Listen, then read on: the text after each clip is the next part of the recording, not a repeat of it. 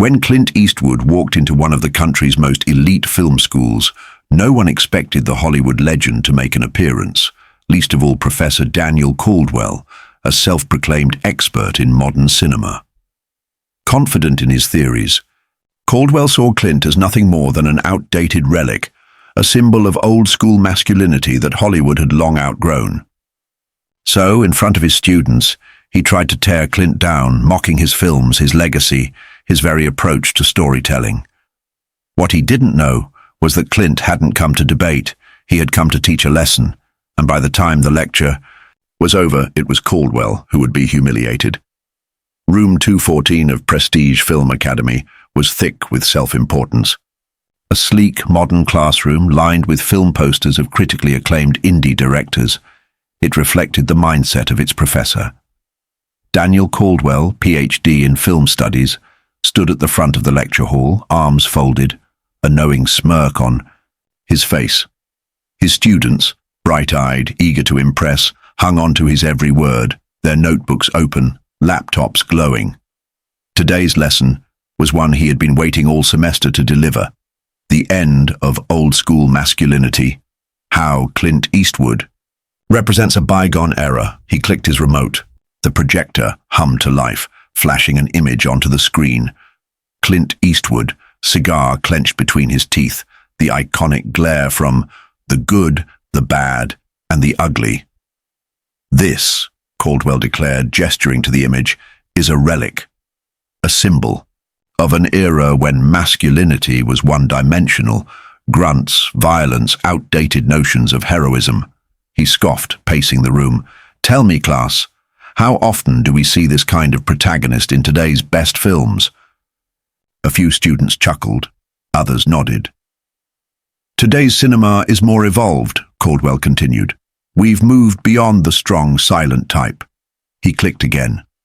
Clint's image disappeared, replaced by a still from an art house film, a melancholic man staring at the rain. Take this, Caldwell said. A film about vulnerability, self-exploration. No guns, no vengeance, no outdated power fantasies. This is what storytelling should be. A student in the back whispered to a friend. Didn't Clint Eastwood win Best Director like multiple times? Caldwell pretended not to hear. Instead, he launched into his real attack. Eastwood's films, he continued, voice dripping with condescension, are predictable, formulaic, harmful. They reinforce toxic masculinity, the idea that problems are solved with a gun and a stare, that emotions are weakness. Laughter rippled through the class. Caldwell thrived on their agreement. This kind of storytelling, he said, leaning in, eyes gleaming, is dead. Hollywood has moved on. He clicked the remote again. The screen went dark. The students clapped. Caldwell smiled. Little did he know, his lecture was about to be rewritten. A hand shot up near the middle of the room. It was Daniel Pfizer, a sophomore with a deep love for old westerns and war films. He wasn't one to challenge Caldwell. No one was. But something in the professor's speech didn't sit right. Professor, Daniel asked hesitantly, isn't Clint Eastwood one of the most successful directors of all time? Unforgiven. One Best Picture, $1 Million Baby 2, and Gran Torino. Caldwell waved a hand dismissively. Ah, yes, he sighed, as if exhausted by the question. He's had success, but let's be honest. His influence is waning. His audience is aging. The industry doesn't cater to his worldview anymore. A few students nodded in agreement. Caldwell smiled, pleased with himself, and then the classroom. Door creaked open. At first, no one reacted. They assumed it was another student slipping in late, maybe even the dean checking in. But when the figure stepped into the light, the entire room froze. Standing in the doorway, hands in his pockets, eyes steady as a gunfighter's, was Clint Eastwood. Silence. Absolute. A few students gasped. One nearly dropped their laptop. Daniel. Caldwell's smug confidence drained from his face in real time. Clint took a step forward, his boots clicking against the polished floor. He just stood there, scanning the room with that same unreadable, unshakable expression, the one that had made grown men rethink their choices for decades. The students looked between their professor and Clint, the weight of the moment sinking. Caldwell swallowed hard. The man he had just spent 20 minutes tearing apart was standing in his classroom watching him, waiting. The air had shifted. And Professor Caldwell, he was about to experience something no film school had ever prepared him for. What happens when you underestimate Clint Eastwood? The tension in the room was thick enough to cut with a knife. Caldwell's once confident smirk had faded, replaced by something less certain, less in control. Meanwhile, the students whispered among themselves, some nudging their friends, others reaching for their phones. A few had already started recording. They knew something legendary was about to happen. Then, the dean stepped forward, clearing his throat. "Ladies and gentlemen," he announced, his voice brimming with reverence, "it is my honor to introduce today's guest lecturer, a man whose influence on cinema spans decades, a storyteller who has not only redefined the art, but continues to do so. Mr. Clint Eastwood." A ripple of applause spread through the room, some hesitant, others full of genuine admiration. Clint gave a small nod, his expression unreadable, as he stepped to the front of the class. His presence alone shifted the energy in the room. Where Caldwell had spoken with smug superiority, Clint didn't need to say a word to command attention, but one person wasn't clapping.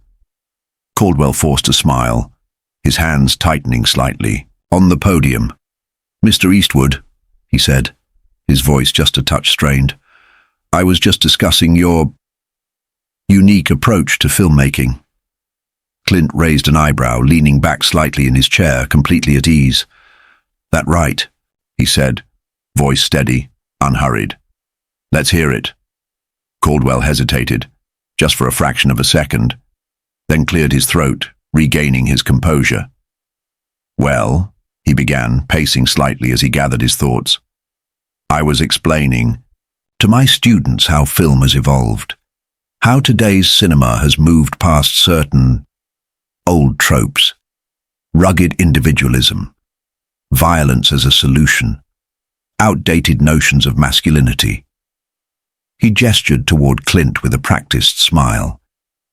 "You represent an era that was undeniably influential, but, well, let's just say modern audiences expect more depth." The students exchanged glances. Some nodded along with Caldwell, but others weren't so sure anymore. Clint tilted his head, letting the words settle. Then finally, he spoke. "That's so. Just 2 words. Yet somehow, the air in the room got heavier." Caldwell shifted. He had expected Clint to be flustered, defensive, maybe even aggressive. Instead, Clint was waiting, watching, letting Caldwell dig his own grave. Caldwell inhaled deeply, adjusting his posture. He couldn't afford to lose control, not in front of his students. This was still his classroom, his domain. So, he did what he always did. He talked. "I think we can all appreciate what you've accomplished," Caldwell began, his tone shifting to that careful mix of condescension and forced politeness. "You've certainly had a long and, shall we say, storied career." Clint didn't react, didn't blink. Caldwell continued. "But, as I was telling my students earlier," he said, clasping his hands behind his back, "your films, while culturally significant, are undeniably outdated." He turned to the class, building his case like a prosecutor before a jury. "They glorify violence. They reinforce harmful stereotypes. They present a world where problems are solved with a gun instead of dialogue, with brute force instead of nuance." A few students nodded, some out of genuine belief, others simply following their professor's lead. Caldwell took a step forward, emboldened. "And let's be honest, Mr. Eastwood," he said, his smirk returning, "you represent an era that's over. Cinema has evolved beyond your simplistic black and white storytelling. A few chuckles. A couple of approving snaps from the more progressive students in the back. Caldwell smiled. He thought he was winning. But Clint, he was just waiting for his turn. The legendary filmmaker sat there completely relaxed, his fingers lightly tapping against the armrest. Then slowly, so slowly it made everyone lean in, he took a breath, exhaled, and finally spoke. "Professor," Clint said, his voice calm, steady, "you ever actually made a movie?" Silence. Caldwell blinked. "Excuse me," he said, as if he had misheard. "I asked," Clint repeated, his gravelly tone never changing, "if you've ever made a movie." The class shifted in their seats. A couple of students exchanged wide-eyed looks. They could feel the shift. Caldwell opened his mouth, then shut it. He let out a small chuckle, dismissive. "Well, I've studied film extensively," he said. "And I've analyzed—" "That's not what I asked," Clint cut in, his voice quiet, unshaken. A few students stifled nervous laughter. Caldwell's face flushed slightly, but he quickly composed himself. "Look," he said, forcing another chuckle. "I don't have to be a director to recognize outdated themes." Clint nodded, leaning forward just slightly. "That's funny," he said, voice still measured. "Because I don't have to be a professor to recognize a guy who talks a lot, but don't know a damn thing about doing." The room erupted. Some students laughed outright. Others tried and failed to keep their expressions neutral. Caldwell's jaw tightened. He had just lost control of the room, and the worst part, Clint wasn't even trying. The classroom fell into dead silence as the weight of Clint's presence settled in like an approaching storm. "So," he said, his voice steady, low, but somehow commanding every ear in the room. "What do you consider real storytelling?" Caldwell perked up at the question. This was his chance to regain control, to steer the discussion back into his domain. He straightened his posture, his smug expression returning like a mask sliding into place. "Well, Mr. Eastwood," he began, his tone deliberately slow, patronizing, "real storytelling is about complexity. It's about nuance. Gone are the days of simplistic good versus evil narratives. Modern audiences expect more than a rugged man solving his problems with violence." He started pacing, his ego inflating with each word. "Postmodern cinema," he continued, "has evolved beyond the need for clear-cut heroes and villains. We now explore the human condition through ambiguity, subverted expectations, the deconstruction of traditional tropes." Clint just watched. Expression unreadable. Letting him talk. Letting him dig. Caldwell, lost in his own voice, went further. "The masculine archetype you've embodied throughout your career. It's a relic. Today, we tell stories that challenge those outdated ideals, not reinforce them. We don't need lone gunslingers or war heroes anymore." He finally stopped pacing, turning back toward Clint with a self-satisfied smirk. Clint nodded slowly. Then he asked, "You ever directed a movie, Professor?" The air in the room shifted. Caldwell's smirk froze. What?" I asked, Clint repeated, calm, measured. But there was something sharp behind his eyes now. "You ever directed a movie?" The students leaned forward in their seats. Caldwell cleared his throat, adjusting his tie. "Well, no," he admitted, forcing a chuckle.